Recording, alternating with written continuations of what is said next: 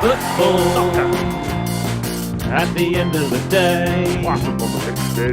Football. It's a funny old game. Comedians talking about football.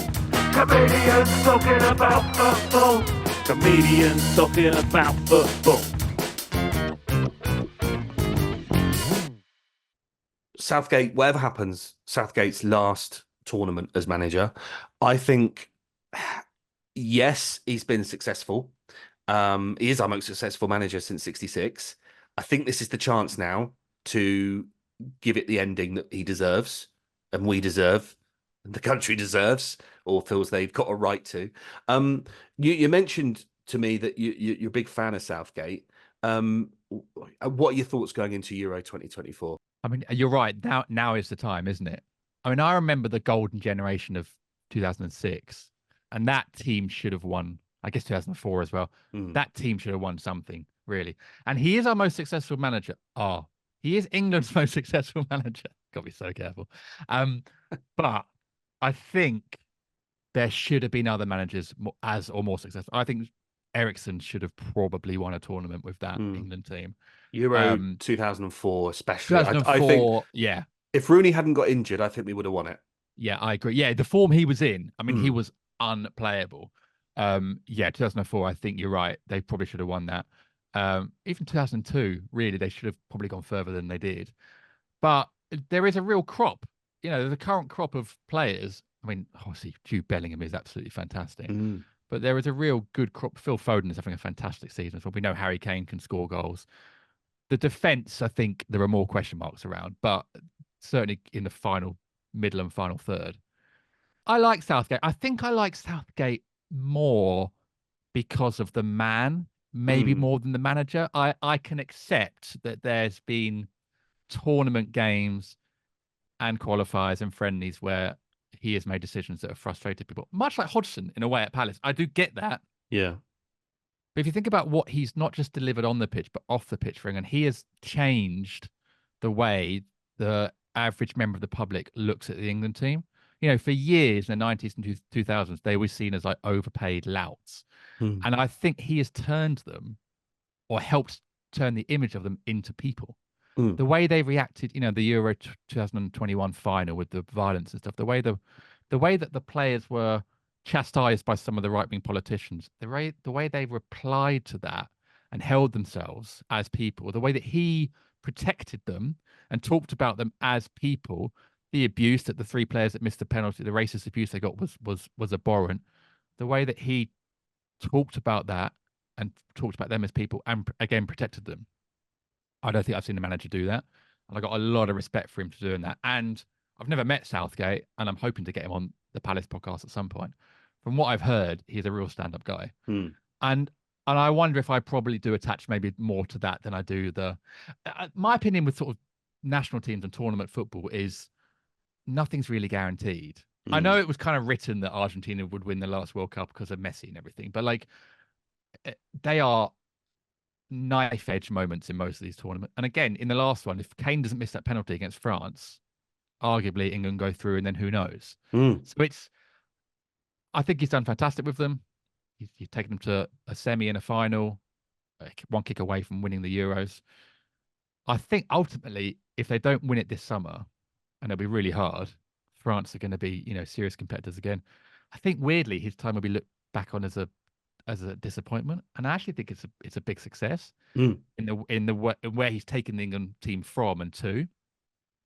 I mean, you know, before him we had Sam Allardyce, you know, chucking away as admittedly, statistically, the greatest England manager of all time, but you know, think about where we've come from there. And Hodgson, and I know his spell definitely ended up not being a success.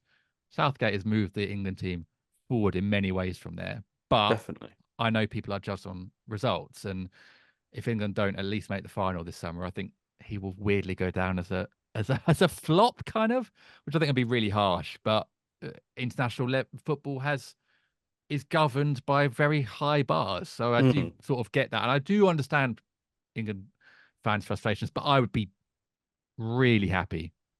Again, my Irish ancestors and current alive cousins are going to be gutted by that. I'd be very happy for Southgate if they won the Euros. Also, I can say that because Ireland currently are horrendous, going through their worst spell as a nation. You know, in the 90s when I was a kid, they were obviously fantastic. It's the worst crop of Irish players of all time. So I'm allowed, I think, to give England a little bit of kudos. But yeah, I got a lot of time for Southgate, a lot of time for him, and I hope they do well in the summer. I don't know if they will.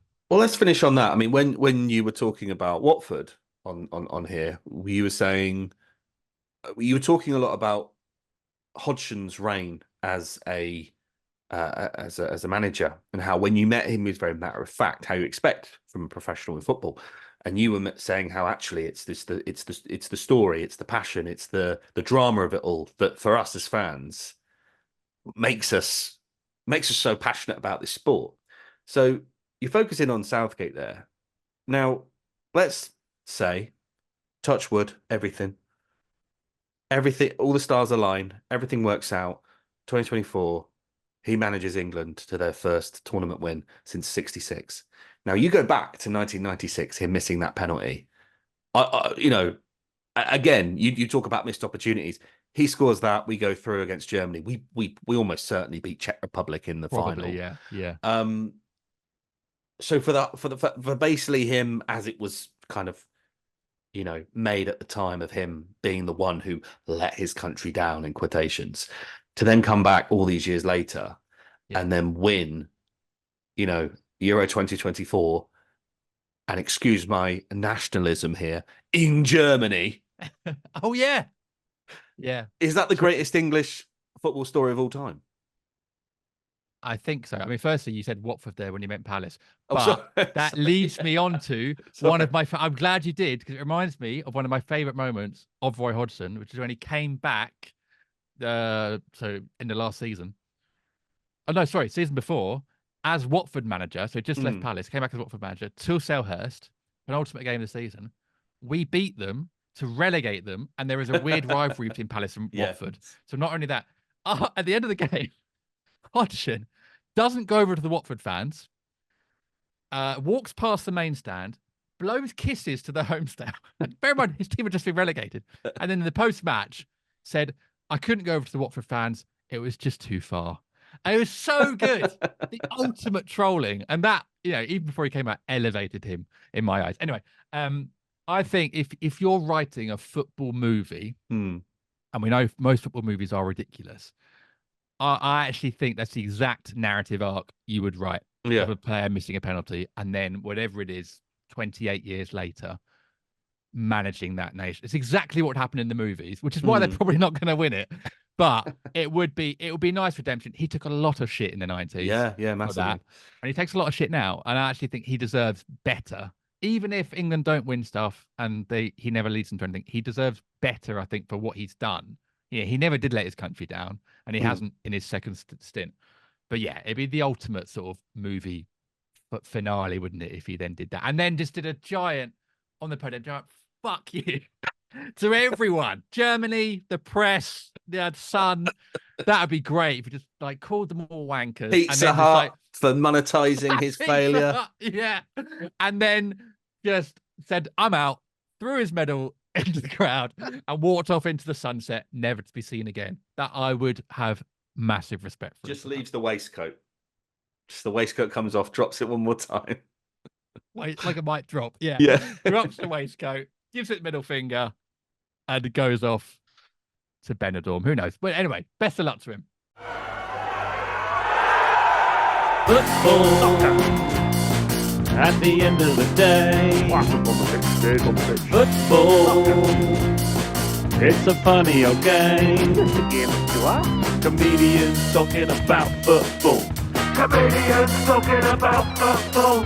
Comedians talking about football.